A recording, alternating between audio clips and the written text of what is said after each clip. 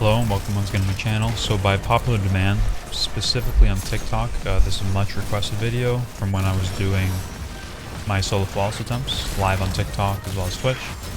A lot of people were asking what my builds were for each encounter, and it was getting too repetitive and too time consuming to constantly answer everyone, so I said I would make this video, so here we are. And if you like this video or find it helpful, make sure you do like, comment, and subscribe, as we're super close to partner. And once we hit that milestone, we will most likely be doing a final shape giveaway. So we're gonna break it down by, I'll break it down by each encounter. Some of this stuff is, I'll mention the important things to make things work, but a lot of the stuff is just to get stats or to just fill kind of random stats. So to start, we're on first encounter. Actually, so just how I organize this, I try to organize it in a way that will prevent misclicks when swapping loadouts. So these are my Explicator Loadouts up here. Then we have first encounter, Scission, and then Nezarec Loadouts down here. And I always organize it so that my running loadout is like the first, then we have like an ammo conversion loadout, and then our two different DPS loadouts for each encounter. Just so it's like a kind of a sequential flow through the loadouts and then again, that's to prevent misclicks. But how you organize it kind of is up to you. Just kind of whatever works for you is better. And a lot of these concepts can hold true for kind of any activity that you're doing in terms of organizing your loadouts. So again, to start first encounter, we're running Stompies just for a bit more mobility and movement speed. It's probably not needed for this encounter, so something like Assassin's Cowl might even be better because you won't be getting slowed as much. You can just kind of run through everything. But I ran Stompies here. Obviously you want an eager edge sword. Forerunner is really good against the Tormentors for getting them low quickly. And then Acacias I use for the reconstruction on it. It's just easy to hit the nodes with this. As well, Incandescent with the Singeing Fragment. If I lose my class ability and a dodge, just can help me get my class ability back faster. And then we're running Recuperation and the appropriate Scavengers, Special Finisher, which I never really use. Yeah, Impact Induction is nice here, as it'll give me Healing Grenade back if I use it, the more I melee. And then Heavy-Handed, making orbs that will carry on to the next encounter if we're flawless. And then the only other major thing here is you want raid armor for release recover. So if you have one release recover, you get resto ×1 every time you shoot a node. And then with 4 pieces of it, you get ×2 resto. So this combined with Ember of Empyrean here allows us to chain resto potentially infinitely as long as you're getting solar kills after you initially get the resto. So here running Knock 'em down on your mark with Marksman. Knife Trick to just spam knives, and Healing Nades obviously, Triple Jump, Gambler's Dodge to get melee ability back in case you miss knives or it doesn't kill right away. And then the big one here is Empyrean. Solus is nice to just have more leniency on getting the chaining. Mercy, I'm just using this for the resilience, to be honest, so you don't really need this. Torches is nice to just get radiance each time from your melees and keep it up. And then Singeing is really nice because it allows you to get your class ability back quickly from either your knives causing Singeing or your trace rifle. So that's it. In terms of stats, really doesn't matter. 100 resilience is the only thing that matters in this game for the most part, especially because we have release recovery here. So recovery is pointless. Discipline will get back pretty quickly, our nades with impact induction. So yeah, so that's first encounter. Second encounter, so this is second encounter as well as any transition. So this is the Shatter Skate. So we have our half truths here. The reason I'm running half juice rather than the other half is because it's arc, so we can double up on arc scav, doing this indebted kindness. And it has unrelenting, so if I get low in a pinch, I can just sword a couple enemies and get some healing. I don't think I ever really used it per se, but it's kind of nice in an emergency situation. And we're using Egg Scepter to hit the nodes, as well as to add clear kind of the trash, and then indebted kindness for the tankier bosses at the end of each floor, as well as the champions. Again, we're running Stompies here just for a bit more speed. Running Arc Holster so we don't have to reload indebted kindness, as well as scavs for appropriate weapons. And again, release recover is super important here. Impact induction. We'll get our nade back again quickly. We're running Arc Loader here instead. And yeah, that's about it. In terms of aspects and fragments, running glacial nades. You can shatter skate off of them in a pinch between encounters, so this can help a little bit with speed between encounters. And then we're just running fissures here for increased shatter damage, endurance for the kind of the stats, as well as the slow. Increase your charge rate from shards for our grenade. Chains for damage reduction. And Torment for, again, more grenade energy. And we're running Shadow Dive, obviously, and Grim Harvest. I mean, this one doesn't matter too much, but Shadow Dive is the big one here. And again, stats don't matter. It's just 100 resil, and you are chilling in this game. So these two loadouts are kind of just get the job done, doesn't really matter. Now we're getting into the more kind of important stuff. But again, you'll see they're pretty basic. So now we're at Explicator. So for Explicator, this is our running loadouts. So we're running a 1-2 punch shotty. The shotgun, a lot of people were asking about it. It's not particularly good, but it is a aggressive kinetic shotgun with auto loading and 1-2 punch. So it kind of, and it's craftable. So it served its purpose for what I wanted to do, and that is to keep Restoration chained from killing the lieutenants. Then we're running Sunshot, obviously, and other half sword.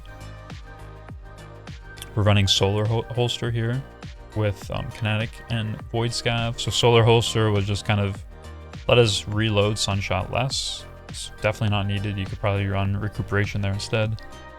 We're running Utility Finisher here. We're never gonna finish, but Utility Finisher will allow us to store armor charges for when we get to damage. Running Double Solar with Concussive again. For here, we are running, so Shield Break Charge. This is important because this is how we're getting armor charges. So killing the Centurions, other Centurions. The Solar Shielded guys, I forgot what they are, will give us armor charges, and we're killing more than enough of them each phase to get our full armor charges by the time DPS comes. Solar Loader and Impact Induction to get healing nades off of melee, and because we're using 1-2 punch, we're dealing a lot of melee damage, so we're getting nades back fairly quickly here. And then Assassin's Cowl to keep Invis chain, and we're just running double heavy ammo finder with a single special. And I was having difficulty initially with getting up to like the top left platform while dunking the middle planets. So I found having like 5 to 6 mobility actually helped quite a bit with just jump height to get up top. And then again, other stats don't really matter aside from resilience. So that's our running loadout. Then we get into our ammo pickup / conversion loadouts. So this is when once we dunk planets, we're swapping to this. Bait and switch Apex with Recon. A lead from gold trace rifle here. This will help with, you're getting more ammo per brick with a trace. So it kind of helps converting when you swap to Merciless, and you want it to be not solar is what's important here for the ammo conversion. And then I run Tusk of the Boar here with Chain Reaction. You just need another special. Probably doesn't really matter what, but if there's still ads left up, a wave frame will help with clearing any remaining ads. And we're running all 3 scavs here, so Void, Strand, and Harmonic.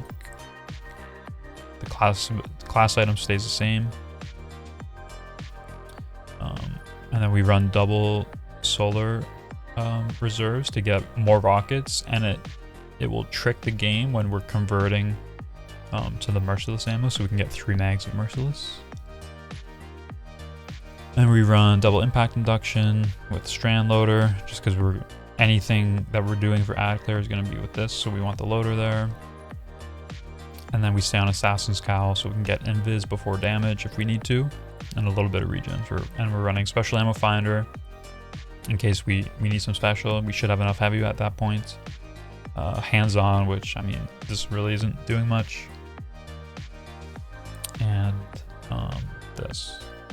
Dynamo. Like, these really aren't doing much. Like, on the off chance you don't have super, which I don't think is possible, these can help you get there a little bit quicker. I forgot to do the fragments, but the important thing is the fragments and aspects need to stay the same through everything to be able to carry your super and your abilities when you swap the Loadout. So we're running Marksman here. Knock him down with On Your Mark. Then we run Singeing again to get class ability through Scorch with the knives and Sunshot. Torches here to get melee, which with the artifact mod this season with rapid solar kills and hits, you don't really need this, but it's still nice. Mercy here is again for the resilience. Solace for the increased duration. And Empyrean to be able to chain Resto infinitely. And then obviously Healing Aid. On the running loadout, we run Knife Trick. And then on the other 3 loadouts, we're running Proximity Knife. I found Knife Trick hitting the Scions during DPS with knives was kind of a pain in the ass, because most of the time all 3 knives would miss, like they were just too far away. So I swapped to Proximity Knife to have a little bit of tracking with the knife. So yeah, it was more consistent with Prox Knife. So once you swap to this loadout, it's important to run up to the boss, dodge, get your knife back, and then so you have your knife for damage. So next we have our first DPS loadouts. So this is our Merciless loadout. Again, kinetic doesn't really matter here. You can just leave it as Tusk. Merciless, obviously, this stays the same. All of our fragments will stay the same, but now we have triple time dilation. We want to focus light. Release recover, so when we leave the plate, we're getting a bit of resto. Another focus light, and then I run Assassin's Cowl. You could run a raid helmet, but because I was doing like flawless, I just wanted it to be a little bit more survivable, and damage really isn't that much of an issue on Hunter, as long as you're getting there quick enough. So again, we're running triple solar loader, triple solar targeting, solar resists, solar surges, and triple time dilation. So after that, after you do your first plate of Merciless, and this focus light, so focus light does increased weapon damage when you have a light plate. So because on the first plate, you're always going to be doing Merciless damage, you just kind of RNG on if you get the light plate. So the best RNG possible in terms of plate for damage is 2 light, 1 dark, which you'll see in a moment here. So after this, you run to the next plate, knife an enemy to get reproc Radiant again, and then you swap to your Apex loadout with Celestial. So we're running with a Horde here to just keep bait and switch active, as well as a bit of damage over time. I like the Battler here because it's basically the only craftable solar weapon with auto loading, so you never have to worry about reloading it. It's also good for like killing the Scions, keeping Radiant procs in between your rotations. And then obviously our bait. So the surges are staying the same. Basically everything here is staying the same. I do put on Powerful Friends Radiant Lights so that I can get an extra armor charge when I pop super. And then 1 solar targeting. And in this case we have 1 focus lights, release recover still, so we can get a bit of restoration when we jump between plates, the final 2 plates. Focus lights, and we have 1 focus darkness here. So we're running 2 light and then 1 dark. So this is the dark gives bonus damage on Celestial. Really, you should have probably 5 loadouts here, where you have a Celestial loadout with 5 pieces of, or at least 4 pieces of focus dark, and then an extra loadout, which you probably just wouldn't even run an exotic and you'd have all focus light. But I don't really have the room for that because I need loadouts for each encounter. So I think I'll just talk through what a DPS phase looks like for both Explicator and Nezarec. So here you saw me swap to my DPS loadout. I get my dodge, collect my ammo, and I go to my starting plate.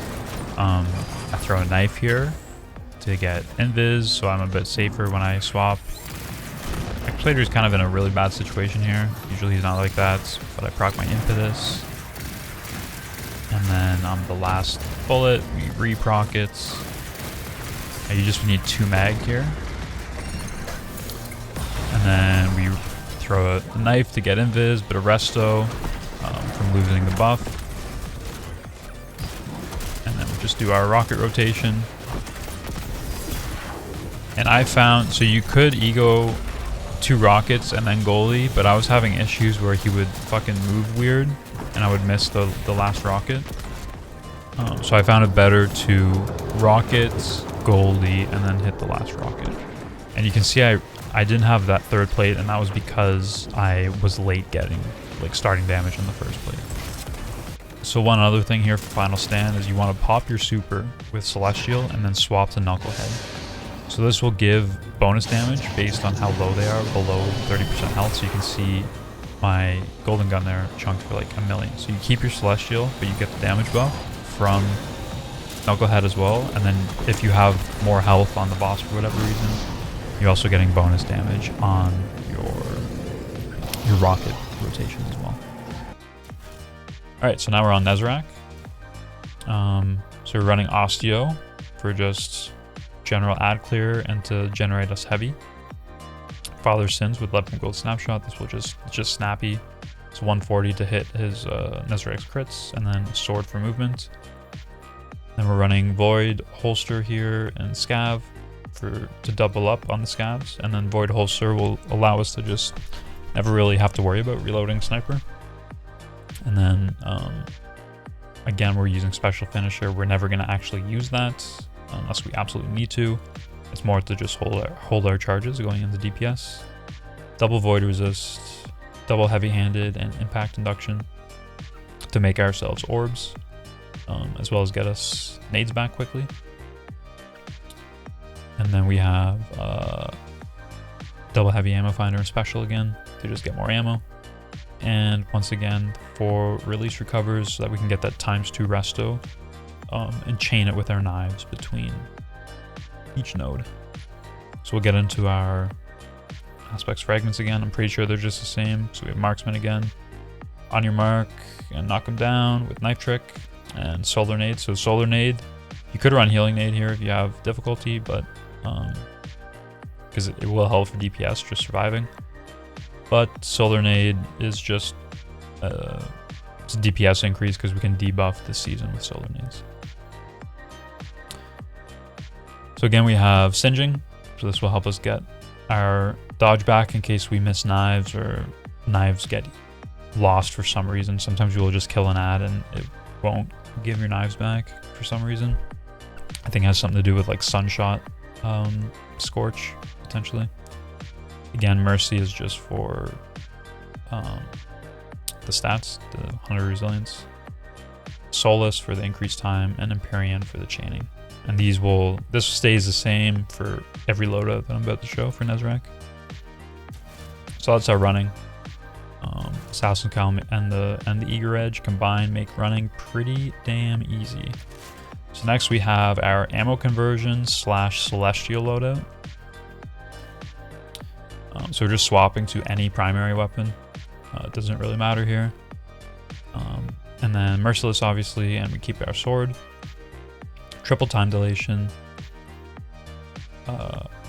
Release recover, or wait. These don't matter. Yeah, things don't matter on this loadout. You really just need Nighthawk and double solar reserves. That's the only thing that matters here.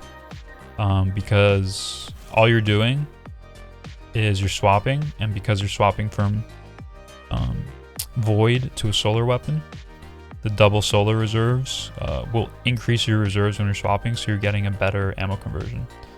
So this loadout is just to convert ammo to merciless, as well as pop your celestial. So you swap, wait a bit, pop super, and then you swap to the next loadout while you're waiting. And then you just sit and wait, and then this one still has our merciless, sword, and whatever gun we have. But now we have our surges, so we have triple solar surges. Time dilation again, void resist again, and then we have double solar loader here, and then foe tracer with triple solar targeting. So foe tracer, as long as you're syncing your weapon damage with your ability damage, you get a bit of a damage increase, so it's kind of nice to do. So what you're basically doing is you're doing your celestial, swapping to that, popping it, and then once you see him glowing, well, once you pop it, you then swap to this loadout, and then once you see him glowing, you jump up, hit him with the Goldie, proc Impetus with Merciless, and just go to town, and you throw Solar Nade in between. So I forget what the actual damage buff is that Foe Tracer gives. I think it's like 5 or 10%, something like that. It's not a whole lot, but it's something, so kind of nice to have. So you'll do your 3 mags of Merciless, proccing Impetus on the last what you call it? You get a kill to proc Impetus at the end of each mag. And then once you're done Merciless, you're gonna hit him with Radiant again. And then you swap to this last loadout, which is our Lucky Pants loadout. So we have kinetic targeting here, triple kinetic targeting, which probably don't need, but I mean, what else are you gonna put there? Kinetic dexterity, so we swap to our kinetic faster. Again, we're keeping our void resists, sorry, not reserves. Triple kinetic surges on our Lucky Pants, and then triple time dilation. So I have tractor here, so we swap the tractor in our heavy slots. Again, my favorite little pulse rifle that I use for a lot of things, just because it has auto loading, and it's solar this season, so it allows you to re-proc Radiant if you absolutely need to. And then our Warden's Law with 4 times the charm and Vorpal. The mag doesn't super matter here, because if you hit all your shots on 16, it'll be the full time of the Lucky Pants buff. So you can basically run any mag there and it'll be enough as long as you hit your shots. So we'll just talk through what a DPS phase looks like using the strategy.